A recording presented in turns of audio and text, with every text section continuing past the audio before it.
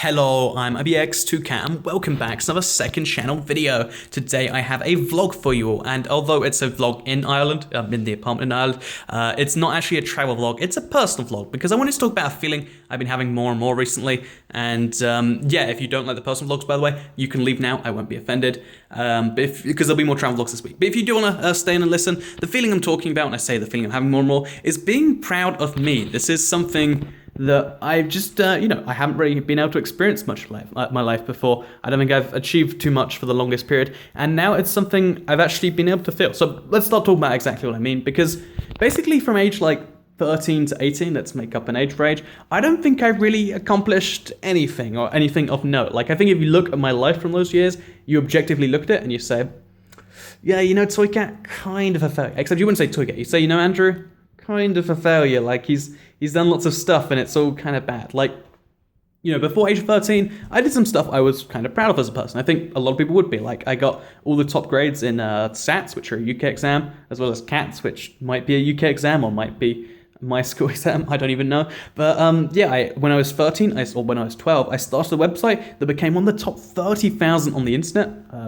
By their standards, that was like 1 million views in a year, which that's pretty good in my opinion. They're top 30,000 internet and earning a lot of money for a 13-year-old. I was proud of me. Like, a lot of teachers would hear the story and be like, whoa, that's actually pretty good. And I got onto my business course of that. But then after that kind of point in my life, I think all the things I was proud of were really bad things. Like, all the biggest things I accomplished were terrible, terrible things. That, again, you look at and you're like, yeah, and the reason behind it, because this was all high school related, I'm pretty sure those were the depression years. I've spoken a little bit about depression before. I had the scars.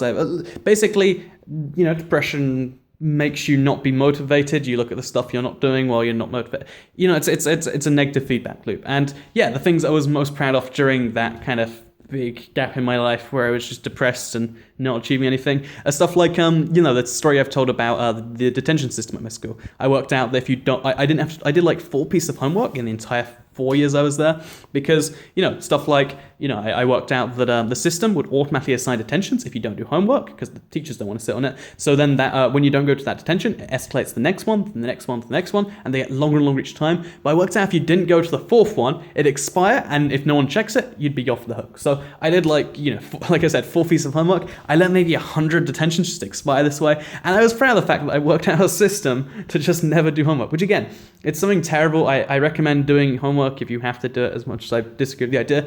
But, that was one of the things I was proud of. One of the things I was, again, not really necessarily proud of, but one of the things that happened is, I was doing this business course. Like I mentioned, I got onto it in part because of the whole business thing. While I was on this business course, it was a very specific one being run by this specific group of people. One of the people came on to talk to us all. I didn't appreciate the significance of it, and I was like, she's expecting us to all be happy-go-lucky or whatnot, so I'm going to tell her the truth. I'm just going to say, like, I don't care about anything. Like, being the depressed, mopey teenager, but at the people running the course that they're paying for out their pocket that I'm doing. And although I got entirely screwed for that, like, they took me off all the trips, they removed the qualification. Like, I don't know how that's, I'd like to complain actually now that I can go back that. Yeah, they removed the qualification. They took me off the end of the year trip, which was like an amazing one we planned. Stuff like that. But I was like, yeah, I told her who's boss. And I was, again, these are some of the things I'm proudest of during that time period, because I don't really think I accomplished anything. To give you another example,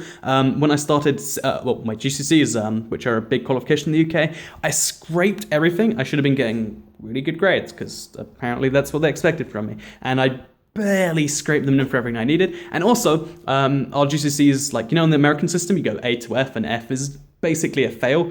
Our system goes A to G, and G is a pass, but it's like 20% I think needed. I was one of the only people I know who got a G, and I was proud of that. And you get the trend of what I'm saying here. When I was in 6th form, I got 70% attendance. I was like, yeah! And all that stuff, for those 5 or 6 years or whatever, I just don't really think I accomplished anything. Like I said, you look at my life and you say, objectively, you have failed, ToyCat, or Andrew. You've all you've done is work out how to do as little as possible. And again, although that's its own type of ingenuity, it's not something you can look at and actually say, yeah, that's kind of good. But since then, because I failed a second year of sixth form when I really tried, and that was the most crushing moment. That was like the lowest of the low, because like I said, I was depressed from a lot of things, and I actually tried my hardest in my second year of sixth form, and I failed. In 2 years, I couldn't do what so many people managed to do. In one, like people succeed in one, I couldn't even succeed in two.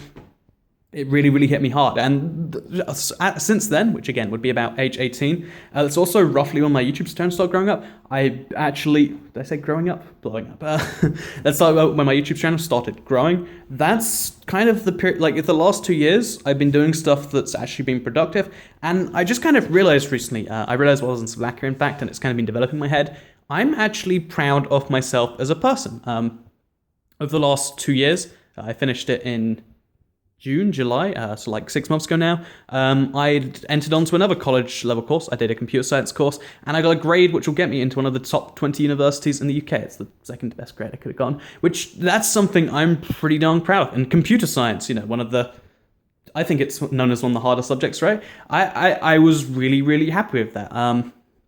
And proud of the fact. The YouTube channel thing, like even if you look at it and you say, oh, it's a Minecraft channel, or insert thing here, I hit 100 million views total on my channel. That's like, that is nuts to consider. Even if you consider, like, even if like 10% of those are people who really, really wanted to watch, even if you say that 90% of that's just people who clicked by accident or something ridiculous, there's still a massive number of people that watch the YouTube channel.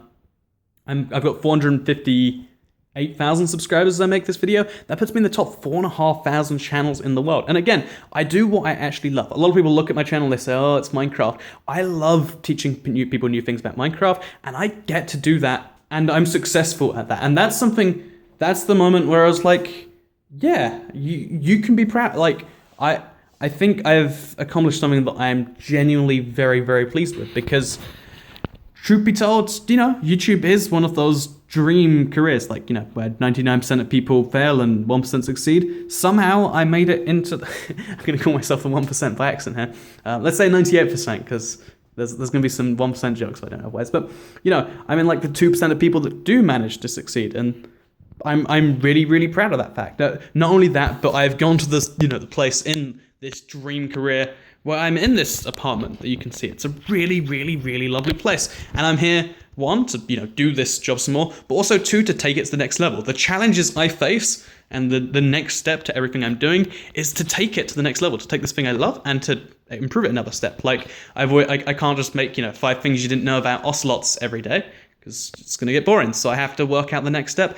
And that's a challenge I love, and it's a challenge I enjoy. And the point I'm trying to make here is I am proud of me. I think I did something that I'm impressed with. And for the longest time, I haven't been able to feel this, and I have now. And it's as a result of the YouTube channel, which I assume all of you are subscribed to. So the point here is thank you very much to everyone who has made this thing a thing.